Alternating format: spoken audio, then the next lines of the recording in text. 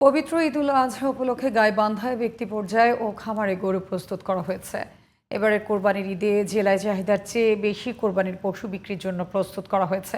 সম্পূর্ণ দেশি পদ্ধতি অনুসরণ করে খামারিরা এসব গরুর লালন পালন ও মোটা তাজা করছেন।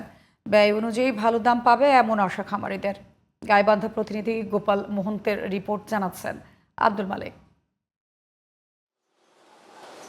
ঈদকে ঘিরে এরই মধ্যে গাইবান্ধা জেলায় ছোট বড় সব খামার ও ব্যক্তি পর্যায়ে গরু লালন পালনে ব্যস্ত সময় পার করছেন খামারিরা।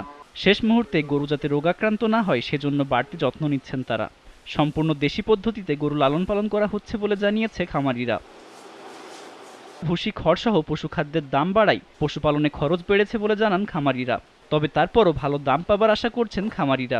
যেটা সাত গরু সেটা প্রায় 12-13 মন 14 মন হলে আমরা সেটা বিক্রি করেছি। 3 লাখ 4 লাখ টাকা পর্যন্ত গরু বিক্রির একটা চিন্তা ভাবনা আছে।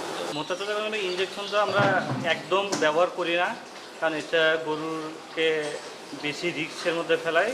দেশীয় গরুগুলো ছোট সাইজ থেকে শুরু করে মোটামুটি রিজনেবল প্রাইসে গরু পাওয়া যায়, এই জন্য এটা অনেক পরিচিত একটা খামার।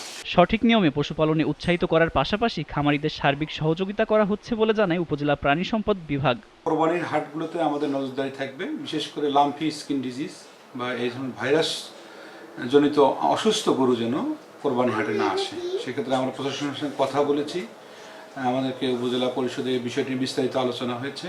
জেলা প্রাণী সম্পদ অধিদপ্তরের মতে জেলায় এবছর চাহিদার থেকেও প্রায় ৬৯,৯০০-র বেশি পশু রয়েছে, যা ঢাকাসহ দেশের অন্যান্য জেলার চাহিদা পূরণে সাহায্য করবে। আব্দুল মালেক, জিটিভি নিউজ।